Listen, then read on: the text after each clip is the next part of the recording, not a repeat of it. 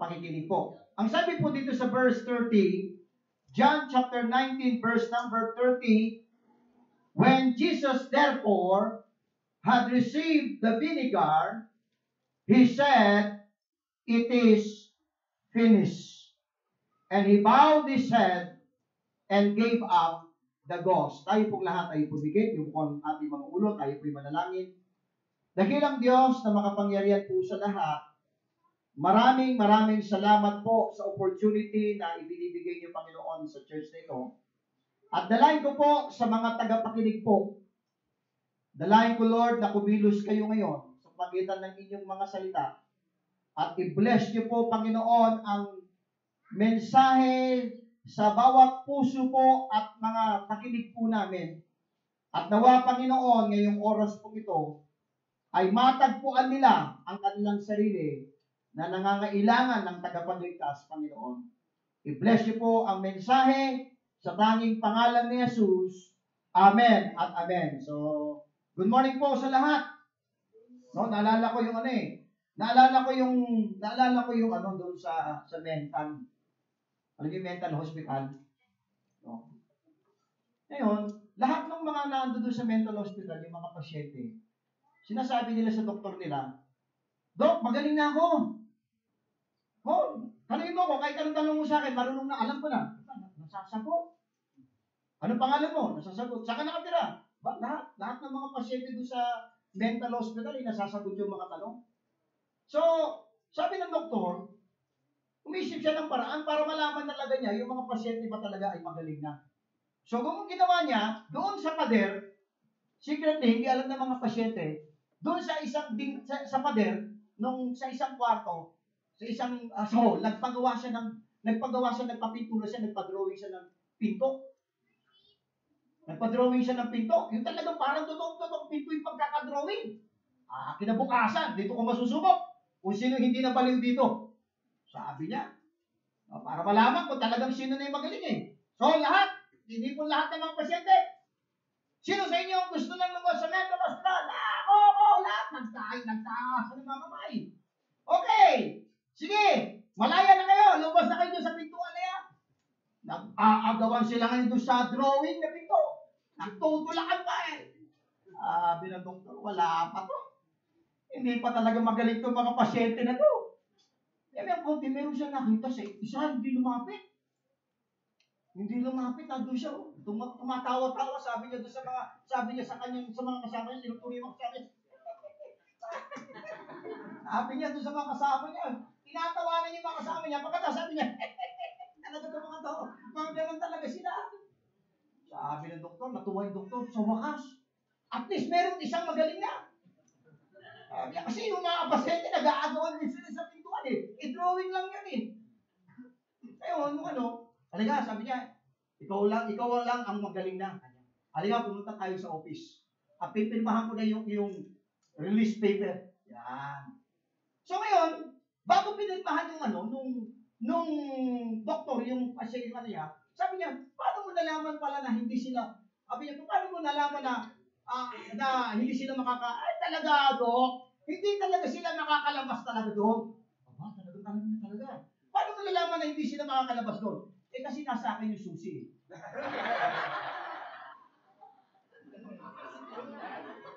Nasa kanya daw yung susi.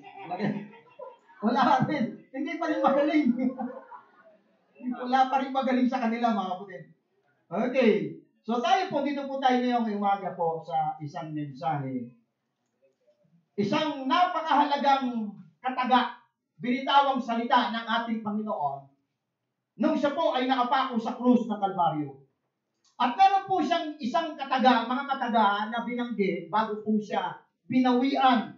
Nung ang ating Panginoon ay nakapako sa krus ng Kalbaryo, ay bago po binawian ng ating Panginoon, ay meron po siyang sinigaw na, "It is finished." Ang mensahe ko po ngayon ay pinamagatan natin, what Christ did for us. Ano ba yung ginawa ng Panginoon sa atin? Pero bago ko talakayin kung anong ginawa ng Panginoon sa atin, ay nais ko munang banggitin na ang tao ay mapaghambog kung ano yung ginawa niya. ipinagmamalaki natin kung ano yung ginawa natin. Alam niyo, kapag ako po ay sa tagal ko na po sa ministry, sa pagpapastor, ay madalas, ito po ang narinig kong sagot kapag tinatanong ko po sila, na kapag po ba sila ay, halimbawa, isang matanda, lalo pag matatanda yung mga nakakausap ko, lalo devoted sa simbahan nila. Kapag tinanong ko po, Tay, kapag namatay po ba kayo, alam niyo po ba kung saan matutungo ang inyong kaluluwa?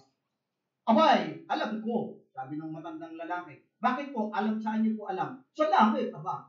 At tatanong ko ngayon, paano mo nalaman kayo po ay sa langit pupunta? Abay, mabait akong tao. Ayan. Diba? Yan ang common narinig ko kapag ang tao ay sinasabi niya sa'yo pupunta ng langit, ito yung mga nasa isip natin. Mabait akong tao. Hindi naman ako nang lalamang ng aking kapwa.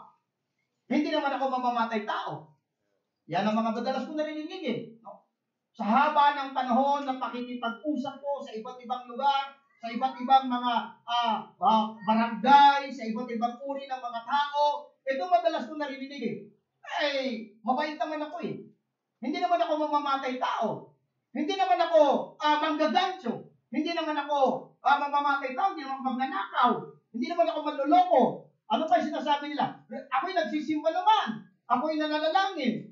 At napakarami pang mga bagay na iniisip natin at doon sa iniisip natin, yun ang iniisip natin magpapahatid sa atin sa langit. Ang sabi po sa Isaiah chapter 64, okay, bubuksan ko po, kung kayo po ay may mga Bible, kung kayo po ay mga kapatiran po, no? At i-share po ninyo sa inyong katabi yung patutunayan ko po sa inyo na gaano ka mang kabait ngayon, gaano ka mang kabuti, hindi ka man mamamatay tao, ikaw ay palasimba, ikaw ay hindi magnanakaw, kundi matulungin ka pa nga sa kapwa. Pero sabi ng Biblia po, sa Isaiah chapter 64 and verse number 6, ang sabi po sa verse number 6, ito po ang pahayag ng Diyos. Ang sabi ng Bible, but we are all as an unclean thing. Sabi ng Bible, tayo pong lahat ay maruming bagay, marumi lamang sa harapan ng Diyos. And all our righteousness are as filthy rags. Ang lahat ng ating kabutihan, ang lahat ng ating mga ginagawa sa harapan ng Diyos, maruming basahan lamang. Yan po ang deklarasyon ng Diyos sa atin ngayon. Kasama ko doon. So ano man ang gagawin ko, kahit ako man ay nagsisimba, ako man ay nananalangin, ako man ay gumagawa ng kabutihan sa kapwa ko, pero sa standard ng Diyos, ang tingin niya sa lahat ng ginagawa ko ay maruming basahan lamang. Halimbawa, naglalakad ka sa kalye, doon sa may kanan, sa may imbong nakakita ka ng isang basahan doon, na nanggigita ka ang dumi, ang daming putik, and then pinigaan mo, iniwi mo sa bahay yung maruming basahan na yun. Pagkatapos yun ang gagamitin mong pampunas sa lahat ng iyong mga mesa, ano mangyayari? Oo, maaaring pag kumain yung mga anak mo, may mga mumu sa mesa, may naiwan ng mga tira-tirang pagkain, yun ang ginamit mo, yung maruming basahan, ipinampunas mo sa mesa, maaaring natanggal yung mumu, pero madumi pa rin. Mas lalo pang dumi yung mesa Bakit? Di mo, mabig sa imbong na yung basahan. So kahit anong gawin, pampunas mo doon para ipanglinis mo, still marumi pa rin. Bakit? Maruming basahan yung pinanglilinis mo Sa harapan ng Diyos, lahat ng ating ginagawa at gagawin pa para sa Kanya, para tayo makarating sa langit. Para tayo makarating sa langit, ay maruming basahan lamang lahat ng ating gagawin. Bakit po? Romans chapter 3, verse number 10. Ang sabi po sa Romans chapter 3, verse number 10. Ito po ang nakasaad po sa Romans chapter 3, verse number 10. As it is written, there is none righteous, no, not one. Alam niyo bakit maruming basahan lamang po ang ating lahat ng gagawin patungkol po sa pagpunta sa langit? Kasi tayo po ay makasalanan.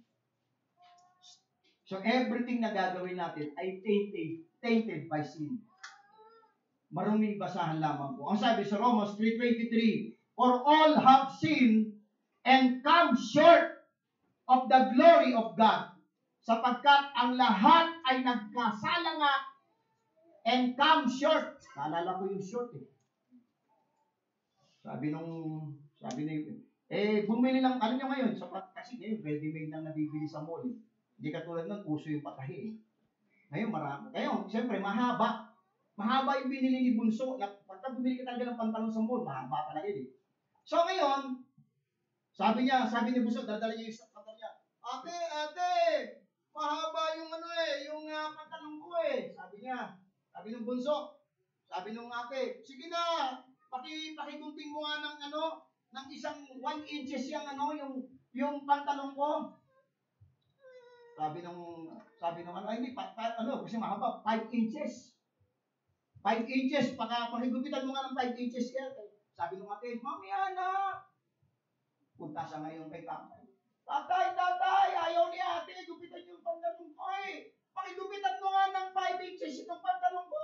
Sabi ni tatay, busy ako eh. Punta siya ngayon kay nanay. Nanay, pakiputulan mo nga itong pantalon ko. Mahaba kasi ng 5 inches. Wala, pinakatulog si Bunso. Ayun si ate, tapos na yung ginagawa niya. Naalala niya ngayon, ay kanina pala. Wawa naman si Bunso. Pinapaputulan yung pantalon. Nakita niya ngayon, nakatulog si Bunso doon sa higaan, katabing gunting, at saka yung pantalon.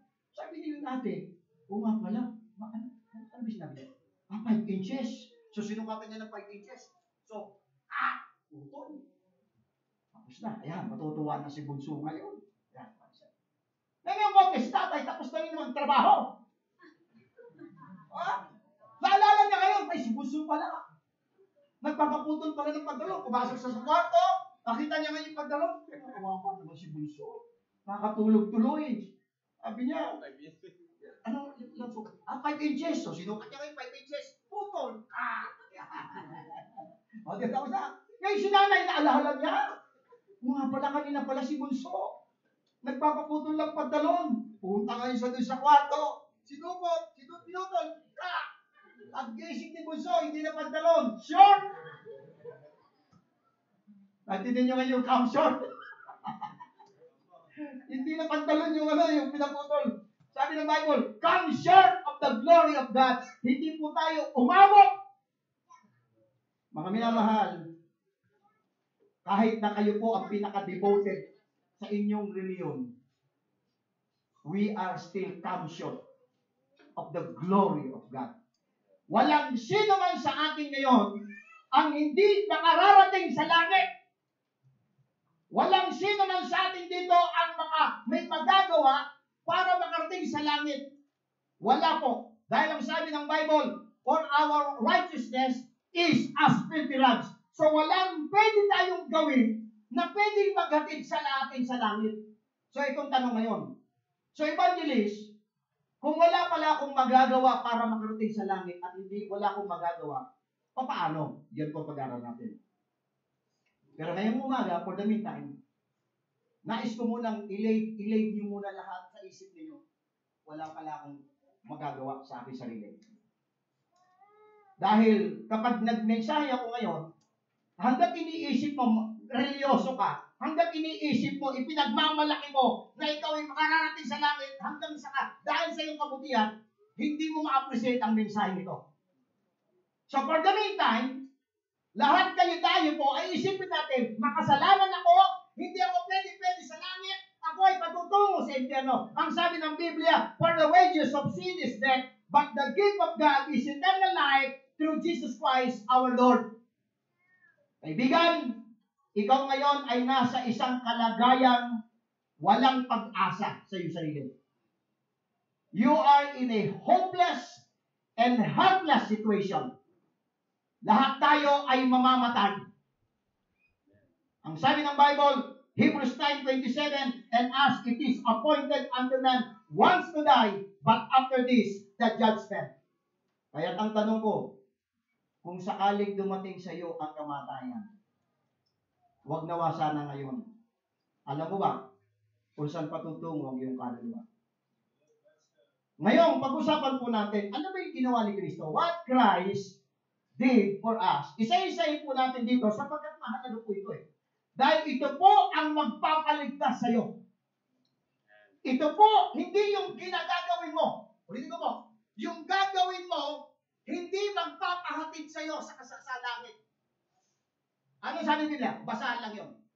Sa evangelist, gusto kong pumunta ng langit. Gusto kong maligtas. Ayaw kong pumunta ng impyerno. May gumawa nito para sa iyo. Dahil alam ng Diyos, wala kang magagawa. Dahil alam ng Diyos, na ikaw ay isang maraming basahan lamang. May ginawang solusyon ng Diyos ngayon. At kung kayo ngayon ay handang makinig at bukas ng puso at isip, ay maintindihan nyo ngayon na merong Kristo, na meron siyang ginawa para sa iyo at para sa akin. Para yun ang maghatid sa atin sa langit. Isa-isahin natin. Una, okay, first, Christ died for us. Yan po yung unang ginawa ng Panginoon sa atin. Si Kristo po ay namatay para sa atin. Namatay ng dahil po sa atin. Ang sabi po ng Biblia, sa Romans 5:8, that God commended His love toward us, in that while we were yet sinners, Christ died for us. Si Kristo ay namatay para sa atin. Yan po ang ginawa ng ating Panginoon. Basa pa po tayo. 1 Thessalonians 5:10, who died for us, that whether we wake or sleep, we should live together with Him. Kasi niyo po yun, Christ died for us.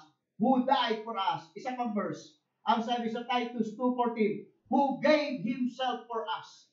Na ibinigay niya ang kanyang buhay para sa atin. That He might redeem us from all iniquity and purify unto Himself a peculiar people, zealous of good work. Isang verse pa po. 1 Corinthians 5:7. Purge out therefore the old leaven, that ye may be a new lump, as ye are unleavened. For even Christ, our Passover, is sacrificed for us. Mga minamahal, meron pong namatay para sa iyo. May nagbigay ng buhay para sa iyo. May nagsakripisyo para sa iyo. Ano po yung ginawa ni Kristo para ikaw ay magkaroon ng kaligtasan, katiyakan ng langit ngayon? Ano po nyo? Number 1, Christ died for us. Number 2 po, He became an offering for our sin. Ang ating Panginoon ay naging handog para sa kasalanan ng sangkatauhan. Babasa po tayo ng talata po sa Biblia. Pastor Robert, nandiyan ba yung kulay blue na inumin? Yung inuminan ko po. Okay, pakiano. Sabi po sa Hebrews chapter 11, babasahin ko po verse 1 to 4. Okay? Ang sabi sa verse 1, for the law, having a shadow of good things to come, and not the very image of the things, can never with those sacrifices, which they offered year by year continually, make the comers thereunto perfect. For it is not possible that the blood of bulls and of goats should take away sins. Ang ginagawa ng mga tao sa lumang tipan, sila po ay naghahandog. Meron po silang ino-offer na mga animal sacrifices sa lumang tipan. Pero sabi ng Biblia, yung kanilang mga handog should not, for it is not possible that the blood of bulls and of goats should take away sins. So walang makapagpapaalis ng kasalanan natin. Kahit na anong gawin mong sakripisyo. Sa Pampanga po, nagpapapako sila sa krus. Wala pong makapagpapaalis ang kasalanan mo. Kahit na linggo-linggo, ikaw ay sinusubuan ng osya, hindi pa rin makapag-aalis sa kasalanan mo yun. Kahit na linggo-linggo, ikaw ay magsimba, hindi pa rin makapag-aalis sa simbang kasalanan mo yun. Kahit na ikaw ay magpabinyag, kahit na ikaw ay magpabautismo, kahit na ikaw ay umalim sa iba't ibang reunion, hindi po makapagpapaalis ng kasalanan yun. Pero thank God, si Kristo po ay naging offering para sa ating kasalanan. Ang sabi po ng Bible, sa Isaiah chapter 64, verse number 6, yung binasa ko na, but we are all as an unclean thing, and all our righteousness are as filthy rags. Alam niyo bakit po wala po tayong magagawa sa ating kasalanan? Kasi maruming basahan lamang tayo sa harapan ng Diyos. Pero thank God, Christ, He became an offering for our sins. Sabi sa Hebrews chapter 10, verse number 10, by the which we are sanctified through the offering of the body of Jesus Christ once for all.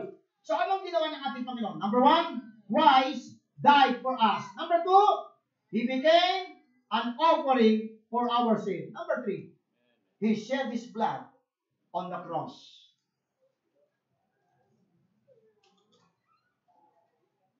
Tumigis po ang kanyang banal na dugo sa krus ng Kalbaryo. Basahin po natin yung mga talatang ito. For the life of the flesh is in the blood, and I have given it to you upon the altar to make an atonement for your souls, for it is the blood that maketh an atonement for the soul. Yung dugo, yun po ang magtutubos sa kasalanan ng sangkatauhan. Kahit ang sabi po sa 1 Peter chapter 1 verse 18 and 19, for as much as you know that you were not redeemed with corruptible things as silver and gold from your vain conversation received by the tradition from your fathers. Watch po, tingnan po nyo. But with the precious blood of Christ as of a lamb without blemish and without spot. Doon sa krus ng Kalbaryo, mahalagang maunawaan po ninyo na hindi lamang namatay si Kristo sa krus ng Kalbaryo, kundi tumigis po yung kanyang banal na dugo. Yeah, amen. Nung siya po ay nalagutan ng hininga, alam po ninyo ito, di ba, tinusok siya sa tagiliran ng soldier.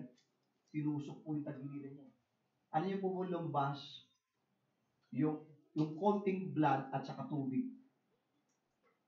Medically speaking, pag meron ng pag meron ng kasamang tubig yung dugo na lumalabas, ibig sabihin, ubos na yung dugo mo sa buong katawan. Kaya nung tinusok ang ating Panginoon, may tubig na lumalabas sa dugo. Ibig sabihin, lahat ng dugo na nananalaytay sa lahat ng ugat ng katawan ng ating Panginoon ay pumatak, bumuhos. Kaya hindi lamang siya namatay doon. But the Bible says, dahil yun ang kailangang pangtubos sa kasalanan natin, He shed His blood on the cross of Calvary. Bakit po? Dahil ang sabi sa Hebrews 9:22, and almost all things are by the law purged with blood, and without shedding of blood is no remission. Walang kapatawaran ang tao. Kahit anong gawin mong magpumunta sa isang room na yun na sinasabi confession, kailanman, kahit anong gawin ng tao, walang kapatawaran ng tao. Pero thank God, salamat na lang sa Diyos, merong Kristo na napako sa krus ng Kalbaryo at bumuhos ang kanyang dugo para ikaw at ako ay magkaroon ng kapatawaran. He shed His blood on the cross.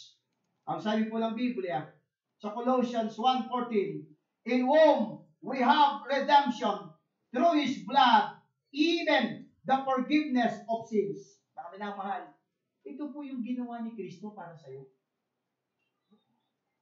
Number 4, He became our substitute. Siya po ang humalili para sa iyo. Siya po ang ipinangpalit para sa iyo. Yan po yung sabi ng Biblia. And He went a little farther and fell on His face and prayed, saying, of my Father, if it be possible, let this cup pass from me. Nevertheless, not as I will, but as thou wilt.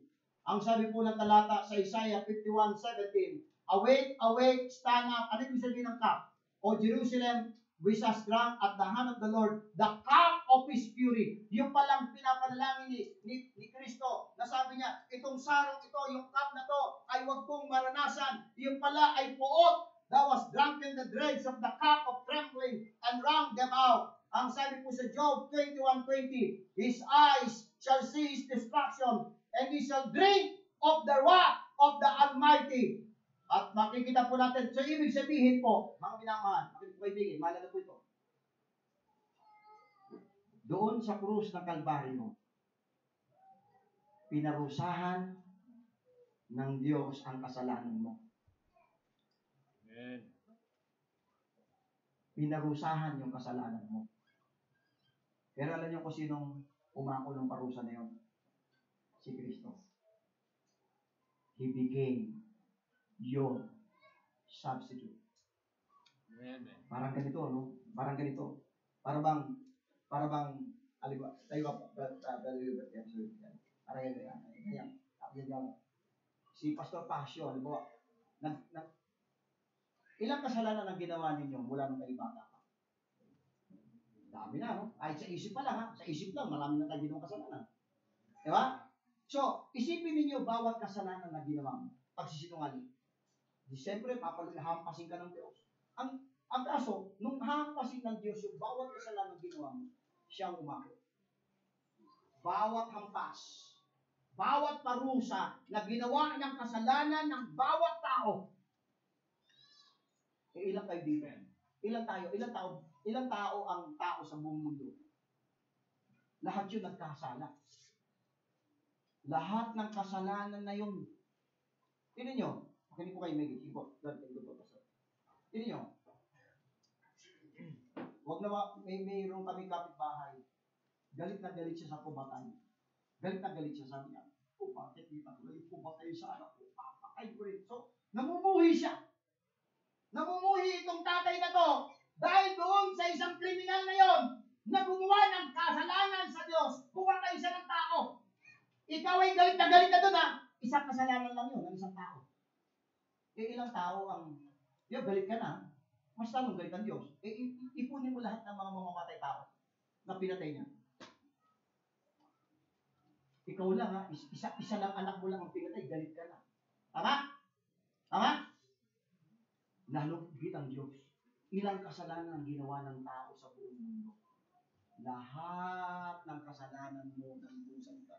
Inilagay sa katawang lupa ng ating Panginoon nung siya po ay nakapako sa krus ng Kalbaryo. Nandun ang lahat ng kasalanan mo. Nandun ang pagsisinungaling. Nandun ang pangangalunya. Nandun ang lahat ng mga kasinungalingan at kasalanan na ginawa mo at karamihanan. At doon sa krus ng Kalbaryo, bata-bata ni Kristo yun. At doon sa krus ng Kalbaryo, lahat ng kasalanan natin ay pinarusahan ng Diyos.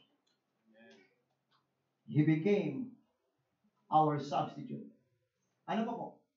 He paid the penalty of our sin. Binayaran niya po ang parusa ng ating kasalanan. Sabi sa Romans 7:14, for we know that the law is spiritual, but I am carnal, sold under sin. Sabi po ng talata sa Romans 6:23, for the wages of sin is death. Mga minamahal, ang kabayaran ng kasalanan, may kabayaran eh. Kung sa tao nga sa ating gobyerno, pag ikaw ay nagkasala, merong parusa, maaaring 6 na buwan ng pagkakulong. Di ba? Tama? Depende sa degree ng kasalanan ginawa ng tao. Tama? Merong habang buhay. Merong 10 taon. Kung dito sa lupa pa lang, ang taong may batas at ang nagkasala ay parurusahan. Ganon din sa Diyos. Ang kabayaran ng kasalanan ay kamatayan at ang kamatayan na yon ay pinayaran ng ating Panginoon doon sa krus ng Kalbaryo. He paid the penalty of our sin.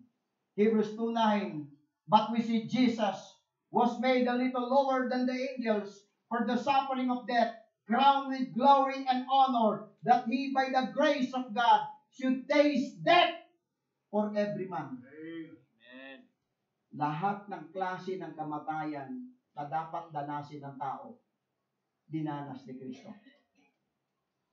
Ang sabi po dyan sa isang pang-apat po. Okay?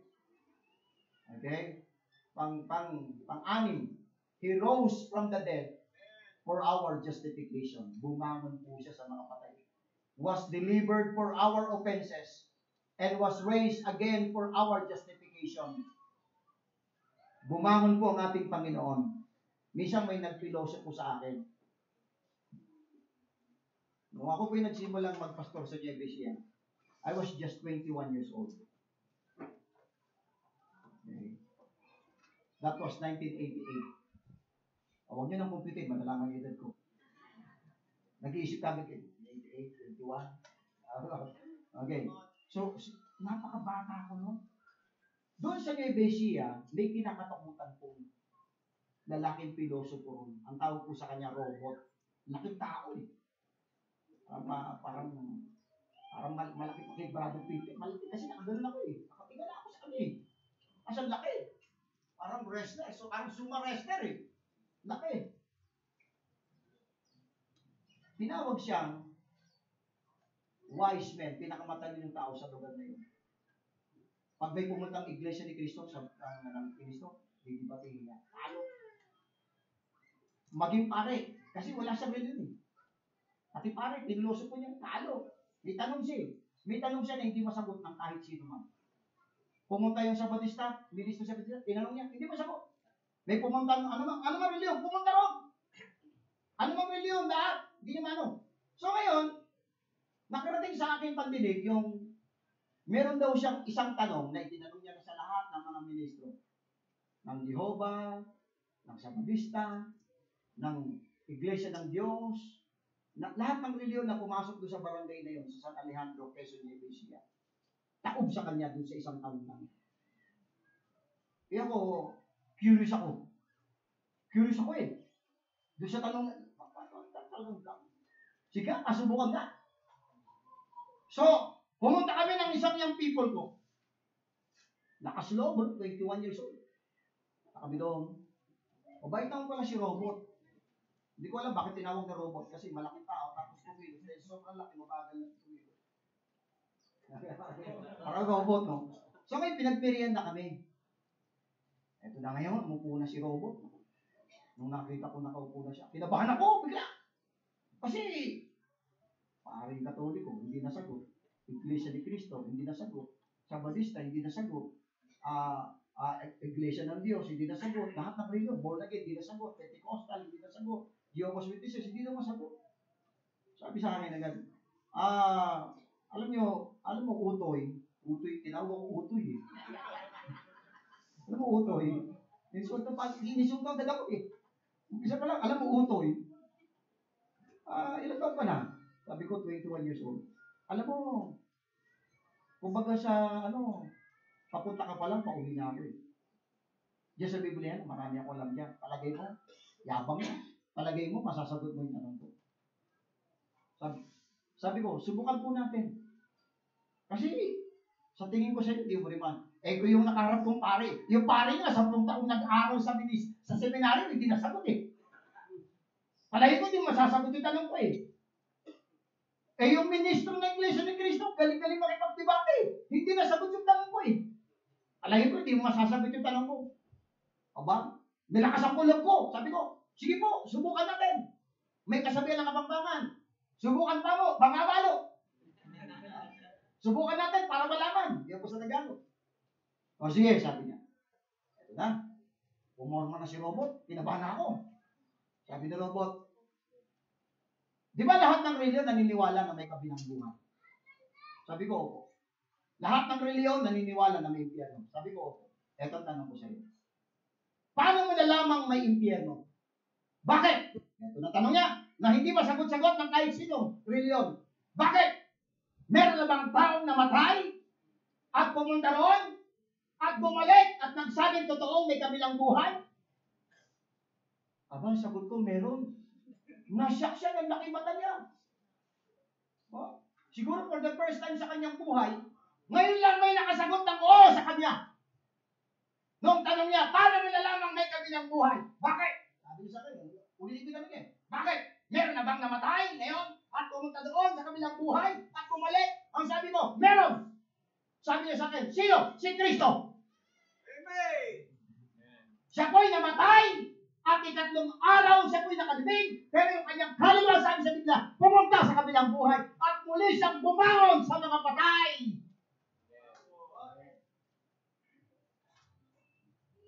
At siya po ang sufficient na dapat nating paniwalaan ngayon na may kabilang buhay.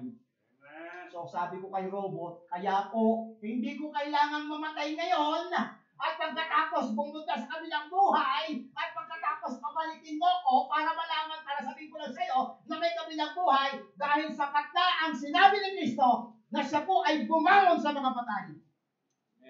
May isang araw doon sa Batasan. Meron akong kasama, bago pa lang siya. Nagkahiwalay kami ng konti. Sabi niya, Pastor, doon ako sa mga tricycle. Ako dito. Ako naman may kausap. Habang pinakausap ako, pinagtatawanan yung kasama ko ng yung mga tricycle boy. Ang lakas ng tawa nila. Sabi ko doon sa kausap ko, sandali lang po kasi naawa na ako sa kasama ko, pinagtatawanan eh. Di lumapit ako ngayon. Lapit ako. Pinagtatawanan yung kasama ko. Ito ang nabutan ko. Ito sabi, paano mo nalaman na may impyerno? Bakit? Nakarating ka na ba ron? Yung pala yung salita. Kaya bakit pinagtatawanan siya ng mga tricycle boy doon sa kanto? Nasabi nung nagtatanong na Piloso Puntasio, sabi niya sa kasama ko, bakit? Paano mo nalaman ng impyerno? Bakit? Nakarating ka na ba ron? Sumagot ako. Sabi ko, Brad, ikaw ba naniniwala ka bang mayroong bansang USA? Sabi niya, oo. Bakit? Nakarating ka na ba ron? Sabi ko naman sa kanya, tinuro ko isa. Ikaw Brad, naniniwala ka bang may bansang Hapon? Sabi niya, oo. Nakarating na ba ron? Ikaw, naniniwala ka bang may bansang Australia? Opo. Nakarating ka ba ron? Sabi ko din sa mga tricycle boy, hindi ka pa nakakarating sa isang lugar, hindi totoo yung lugar na yun. Bakit? Sino sa inyo nakarating na sa Australia? Pero alam natin may bansa sa Australia. Pero nakarating na ba tayo? Hindi pa. Kaya mali yung tanong mo. Na, bakit nalaman mo na impyerno? Bakit nakarating ka na ba ron? Hindi mali yung premise ng tanong mo eh. Dahil marami tayong lugar na hindi pa napupuntahan, pero alam natin totoo yung lugar na yun. Alam nga naman pagpunta mo doon sa isang lugar, pagpunta mo sa Amerika, ay totoo pala may bansang Amerika. Doon ka na lang maniniwala pag nakarating ka. So hindi ganoon. Paano mo nalaman may bansang Amerika? Kasi sa magitan ng mga information. Television, libro, di ba? History, doon natin nababasa. So paano natin nalaman na may impyerno? Bible. Okay? Yun ang magbibigay sa akin ng impormasyon. Sa susunod pagbubutihin mo yung pagtatanong mo. Amen? Bakit paano doon nalaman na may impyerno? Bakit nakarating na ba doon tayo doon? Mga kapatid, sabi po ng 1 Corinthians 15, verse 51, moreover, brethren, I declare unto you the gospel, which I preach unto you, which also ye have received, and wherein ye stand, by which also ye are saved, if you keep in memory what I preach unto you. Okay? Unless ye have believed in vain, for I delivered unto you first of all that which I also received, how that Christ died for our sins according to the Scriptures, and that He was buried, and that He rose again the third day. I-recap po natin, bilisan po natin. I'm aware po the time. Anong ginawa ni Kristo para sa iyo? Christ died for us. Number 2, He became an offering for our sin. Number 3, He shed His blood on the cross. Number 4, He became our substitute. Number 5, He paid the penalty of our sin. Number 6, He rose from the dead for our justification. Mga minamahal, yan yung ginawa ni Kristo para sa iyo. Dahil alam ni Kristo, hindi mo kayang iligtas ang sarili mo sa impyerno. Wala kang magagawa para maligtas ka. Pero buti na lang, may ginawa si Kristo para sa iyo. Christ died for us. He became an offering for our sin. He shed His blood on the cross. He became our substitute. He paid the penalty of our sin. He rose from the dead for our justification. Dahil dyan sa ginawa ng ating Panginoon, in conclusion, because of what Christ did for us, dahil doon sa ginawa ng ating Panginoon, na siya'y namatay, siya yung tinubos kanya sa kasalanan, siya ang naging substitute, Siya ang nagbayad para sa iyong kasalanan. Siya ang nag-offer ng kasalanan. At siya po'y bumangon sa mga patay dahil doon sa ginawa ng ating Panginoon. Number one, salvation now is free. Dahil sa ginawa ng ating Panginoon, ang kaligtasan niyo libre. May gumawa na nito para sa iyo. Halimbawa, bibigyan ko kayo ng sample. Itong ginagawa natin. Bibigyan kayo sample ko. Halimbawa, itong upuan na to, pinaghirapan ko. Ilang araw kong ginawa. Siyempre, hindi naman ganyan yan. Malaking kahoy yan ng una. Nilagari, inayos, sinukat, lahat, pawis, pagod. Pinako lahat, binarnisan, lahat. Pinagpaguran ko. Ginawa ko yung best dito sa bangko na to. At ibibigay ko kay Pastor Pasio itong bangko na to. Alam mo ang ginagawa ng tao? Ang ginawa niya, dinagdagan niya. Ibinago niya, tapos gumagawa siya ng sarili niya. Inulit niya yung pagkakagawa ng bangko. Anong magiging reaction ko? Insulto sa akin yun. Tama? May insulto ko. Parang hindi siya nakontento sa ginawa ko. Kasi binago pa niya eh. Gumawa pa siya ng sarili niyang design eh. Insulto sa akin yun. Bakit? Pinaghirapan ko na nga. Ginawa ko na nga yung best ko eh. Lahat, binigay ko na yung galing lahat ng bagay. Pagkatapos sa harapan ko, gagawa siya. Yun ang ginagawa ng reliyon ngayon. Ginawa na ni Kristo. Pero dinadagdagan mo pa. Parang sa'yo kulang pa yung ginawa ni Kristo. Dahil sa ginawa ng ating Panginoon, mga pinamahal. Salvation now is free. Ang kaligtasan po ay libre. Walang bayad. Wala kang gagawin. Dahil may ginawa ang Panginoon para sa iyo. Dahil sa ginawa ng ating Panginoon, number 2, salvation now is by grace alone. Dahil sa ginawa ng Panginoon na perfect na kanyang ginawa, ngayon po ang kaligtasan, biyaya ng Diyos. Sabi sa Ephesians 2:8 and 9, for by grace are you saved through faith, and that not of yourselves, it is the gift of God, not of works, lest any man should boast. Ang biyaya ng Diyos ngayon ay napakasagana. At dahil sa biyaya, ang kaligtasan ngayon ay libre. Dahil sa ginawa ng Panginoon ngayon, salvation now is by grace alone. And then last, because of what Christ did for us, dahil sa ginawa niya, siya'y namatay, nilibing at nabuhay na maguli, ang kaligtasan ngayon ay libre. Ang kaligtasan ngayon ay by grace alone. And then last, ang kaligtasan ngayon, salvation now, can be received by faith. Ang kaligtasan ngayon ay matatago mo sa pamagitan ng pananampalataya. Amen. Ang pananampalataya, ito po yung ikaw ay maniniwala doon sa kasapatang ginawa ng ating Panginoon. Ang tanong ko sa iyo ngayon, bago po tayo magwakas, naniniwala ba kayo ngayong umagang ito na yung ginawa ni Kristo, what Christ did for us, naniniwala ka ba na yung ginawa niya doon sa krus ng Kalbaryo, naniniwala ka ba ngayon na yun ay sapat na? O kulang pa? Kailangan mong dagdagan ng ano pa? O magtitiwala ka ngayong oras na ito? Sa oras na ito, ikaw ay makasalanan. Hindi mo kayang iligtas ang sarili mo. Wala kang magagawa. Ikaw ay patungo ng impyerno. Ano mang oras na dumating ang kamatayan ngayon, ang isang taong makasalanan ay magdurusa doon sa lugar ng impyerno at magdurusa na doon magpakailan ka man. Doon tayo lahat patungo. Pero may ginawa si Kristo para sa iyo at para sa akin. Ang tanong ngayon, kakapit ka ba doon? Ng buong puso mo, doon sa kasapatang ginawa ng ating Panginoon, na siya'y namatay, inilibing, at nabuhay na maguli. Ikaw ay mapapahama. Your only hope is what Christ did for on the cross of Calvary. At ngayong umagang ito, meron ba ngayon sa kaibuturan ng kanyang puso ay maniniwala at sasampalataya na yon ang kasapatan ng kanyang kaligtasan. Amen. Ulitin ko yung tanong ko. Ikaw ba ngayon ay maniniwala, sasampalataya sa mga bisita po namin na yung ginawa ni Kristo ay sapat para sa iyo na maghatid sa kalangitan?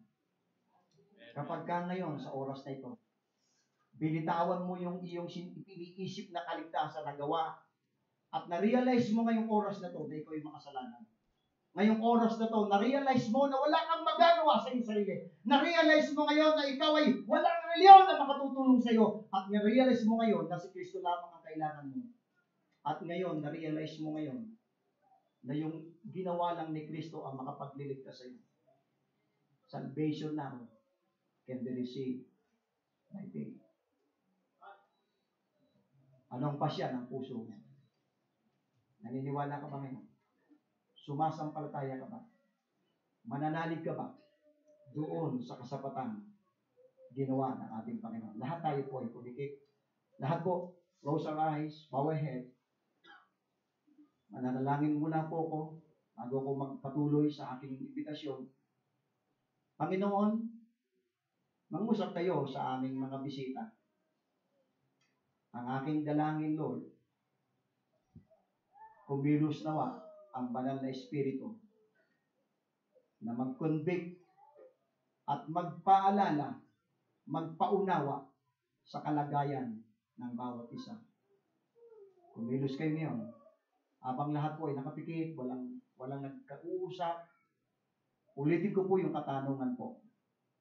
Kung sakaling dumating sa iyo ang kamatayan, alam mo na ba kung saan patutungo ang iyong kaluluwa? Pero diyan, habang nakaupo ka diyan, ano ang pasya ng iyong puso? Ikaw ba ngayon, na-realize mo na wala kang magagawa para sa iyong sarili? Ngayon po ba sa mensaheng ito, napagtatanto mo na ba na ang iyong kabutihan ay maruming basahan lamang sa Diyos? Ngayong oras bang ito, naunawaan mo na ba na si Kristo'y namatay, inilibing at nabuhay na muli? At ngayong oras na ito, meron ka na bang pasya na sampalatayanan yung ginawa si Kristo at yung kanyang ginawa na sapat para sa iyo? Uulitin ko yung tanong. Yung bang ginawa ni Kristo para sa iyo, sapat na ba yun para maghatid sa iyo sa lugar ng kalangitan? Ano ang iyong pasya sa iyong puso? Sana po habang nakaupo ka, have faith on what Christ did on the cross. Believe on the Lord Jesus Christ, and thou shalt be saved. Sabi ng Ephesians 1:13, in whom ye also trusted, after that ye heard the word of truth, the gospel of your salvation, in whom also, after that ye believe. Ngayong oras na to, kung kakapit ka, maniniwala ka, doon sa kasapatang ginawa ng ating Panginoon, sabi ng Bible, you were sealed with that Holy Spirit of promise. Lord, sa aming pagpapatuloy, Panginoon, nawa sa aming mga bisita, naging maliwanag po ang presentation ito ng kaligtasan.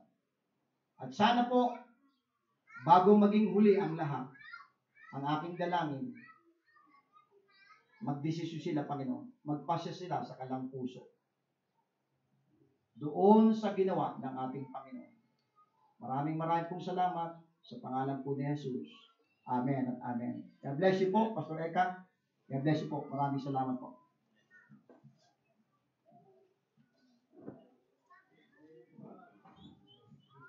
Okay, to God be the glory. Maraming salamat po, Brother Giles, for that presentation of our salvation. At ngayon po ay 12 noon na po. At naka-prepare na po ba yung pagkain natin dyan, mga kapatiran? Okay. Pagkitanong ay ayos na?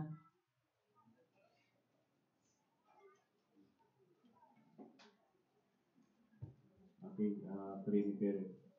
prepare pa yung pagkain natin doon. But anyway, meron po ba tayong katanungan sa regarding po sa clarity ng ating salvation sa ngayon? Okay. So, very clear, nabanggit na wala po tayong